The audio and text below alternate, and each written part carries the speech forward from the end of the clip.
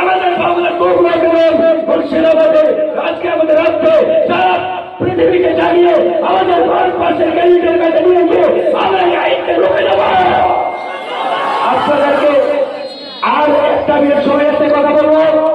আপনারা জানেন, আমরা জানি উত্তরপ্রদেশ একটা রাজ্য আছে, আমরা এটা আমরা পেপার পত্রিকায় দেখি উত্তরপ্রদেশ মুসলিমদের উপর অত্যাচার হচ্ছে।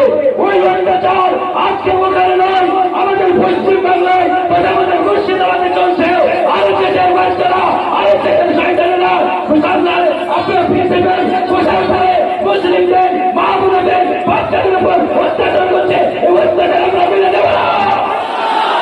এই আইনকে আমরা এই আইনের বিরুদ্ধে রুখে দাঁড়াবো। এই আইন যতদিন আমরা রক্ত না পাচ্ছি আমাদের রক্ত ভয় হবে, আমরা শহীদ হয়ে যাবো। আমাদের মুসলিম উম্মতের এই সম্পর্কে আমরা করবে ছাড়বো না। যাতে রাজি আছে ভাই, আমাদের সংগ্রাম চলছে চলবে।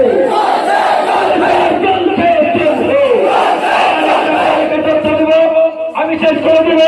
উত্তরপ্রদেশে একটা কমিউনিস্টান ছিল 66,000 এরিয়া। আপনারা খবর রাখেন, আপনার গতকাল থেকে সরকার চালাকি করে। এই সরকার রাজ্য সরকার কেন্দ্রীয় সরকার যেই থাকুক না কেন, দিনের বেলায় আপনার সিপিএম কংগ্রেস আপনার বিজেপি সমস্ত কিছু ভ্রষ্টাচার দেখাচ্ছে, আর রাত্রে বেলায় তারা জাতিগত বিয়া করে যাচ্ছে।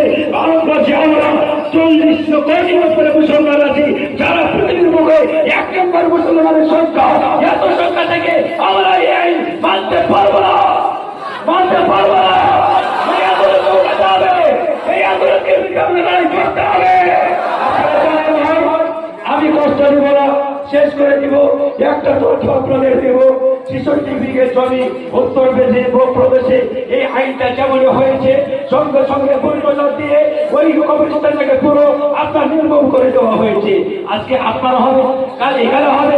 আমরা আজকে মুসলমান তবুও জাগে উঠছি না।